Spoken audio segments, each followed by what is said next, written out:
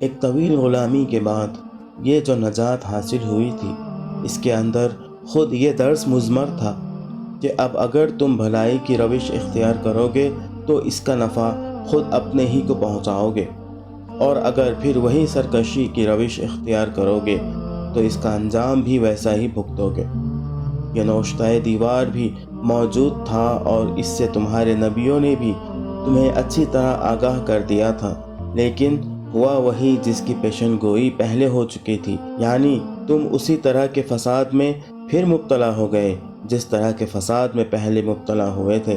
چنانچہ جب تمہاری سرکوبی کی دوسری میعاد آ جاتی ہے تو ہم تم پر اپنے دوسرے زور آور بندے مسلط کر دیتے ہیں تاکہ وہ تمہارے چہرے بگاڑ دیں، تاکہ یہ بھی مسجد میں اسی طرح گھس جائیں جس طرح پہلے والے گھس گئے تھے، اور تاکہ یہ ہر اس چیز کو تہس نہس کر کے رکھ دیں جس پر ان کا زور چلے۔ الحمدللہ رب العالمین والصلاة والسلام علی نبینا محمد خاتم الانبیاء وسید المرسلین وعلی آلہ وصحبہ اجمعین، اما بعد۔ رب اشرح لی صدری ویسر لی امری واحلل عقدۃ من لسانی یفقہوا قولی۔ السلام علیکم ورحمۃ اللہ وبرکاتہ۔ میں محمد عامر سورہ بنی اسرائیل کی تفسیر کی سیریز لے کر حاضر ہو چکا ہوں۔ آج انشاءاللہ تعالی آیت نمبر 7 کی تفسیر ہم پڑھیں گے۔ آئیے اس تفسیر کی شروعات کرتے ہیں تلاوت قرآن کے ساتھ۔ اعوذ باللہ من الشیطان الرجیم، بسم اللہ الرحمن الرحیم۔ إن أحسنتم أحسنتم لأنفسكم وإن أسأتم فلها فإذا جاء وعد الآخرة ليسوءوا وجوهكم وليدخلوا المسجد كما دخلوه أول مرة وَلِيُتَبِّرُوا مَا عَلَوْا تَتْبِيرًا۔ دیکھو تم نے بھلائی کی تو وہ تمہارے اپنے ہی لیے بھلائی تھی، اور برائی کی تو وہ تمہاری اپنی ذات کے لیے برائی ثابت ہوئی۔ پھر جب دوسرے وعدے کا وقت آیا تو ہم نے دوسرے دشمنوں کو تم پر مسلط کیا تاکہ وہ تمہارے چہرے بگاڑ دیں اور مسجد یعنی کہ بیت المقدس میں اسی طرح گھس جائیں جس طرح پہلے دشمن گھسے تھے، اور جس چیز پر ان کا ہاتھ پڑے اسے تباہ کر کے رکھ دیں۔ مقابیوں کی تحریک جس اخلاقی و دینی روح کے ساتھ اٹھی تھی وہ دھیرے دھیرے ختم ہو گئی، اور اس کی جگہ خالص دنیا پرستی اور بے روح ظاہرداری نے لے لی۔ آخرکار ان کے درمیان پھوٹ پڑ گئی اور انہوں نے خود رومی فاتح پومپی کو فلسطین آنے کی دعوت دی۔ چنانچہ پومپی 63 قبل مسیح میں اس ملک کی طرف متوجہ ہوا اور اس نے بیت المقدس پر قبضہ کر کے یہودیوں کی آزادی کا خاتمہ کر دیا۔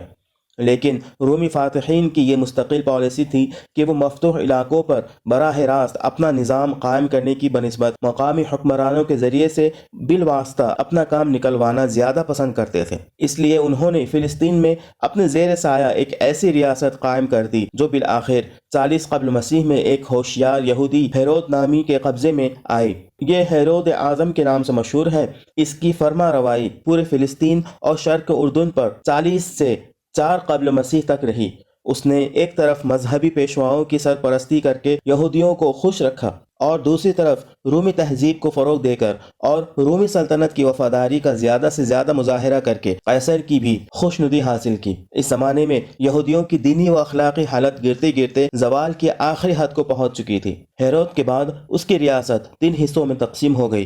اس کا ایک بیٹا اور خلاؤس سامریہ یہودیہ اور شمالی ادومیہ کا فرما روا ہوا، مگر 6 عیسوی میں قیصر اگسٹس نے اس کو معزول کر کے اس کی پوری ریاست اپنے گورنر کے ماتحت کر دی، اور 41 عیسوی تک یہی انتظام قائم رہا۔ یہی زمانہ تھا جب حضرت مسیح علیہ السلام بنی اسرائیل کی اصلاح کے لیے اٹھے اور یہودیوں کے تمام مذہبی پیشواؤں نے مل کر ان کی مخالفت کی، اور رومی گورنر پونتس پلاطس نے ان کو سزائے موت دلوانے کی کوشش کی۔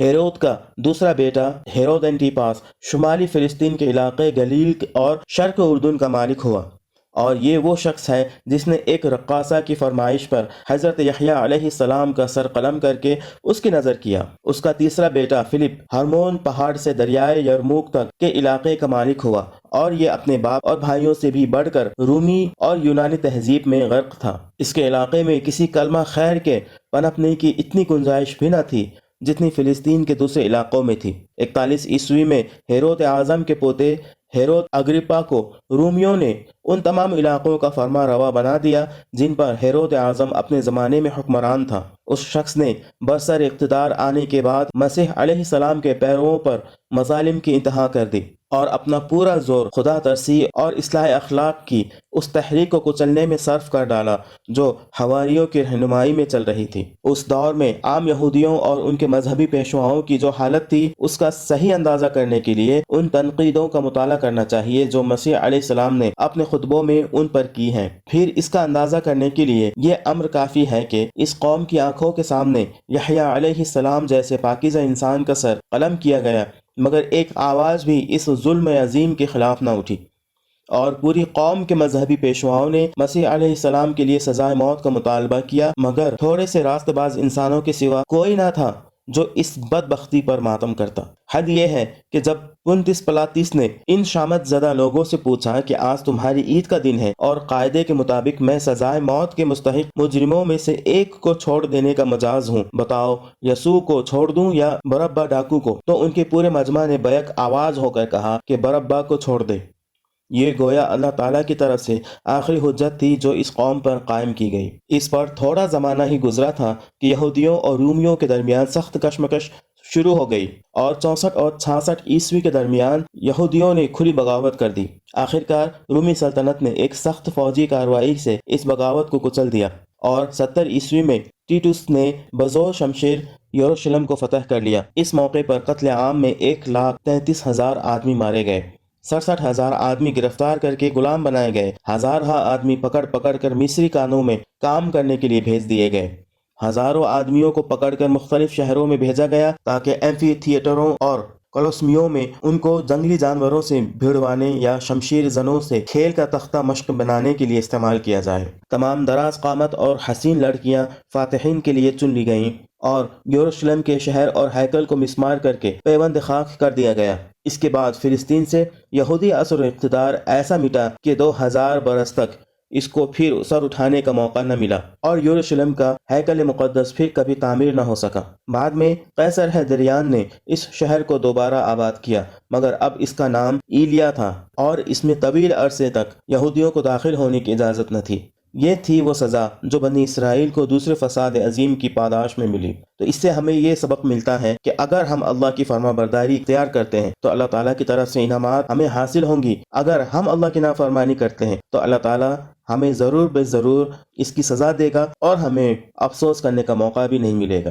آج کے لیے اتنا ہی۔ اللہ رب العزت سے دعا ہے کہ اللہ تعالیٰ ہمیں قرآن کا فہم عطا کرے اور اس کے مطابق اپنی زندگی گزارنے کی توفیق عطا فرمائے، آمین۔ وآخر دعوانا ان الحمد للہ رب العالمین۔ السلام علیکم ورحمۃ اللہ وبرکاتہ۔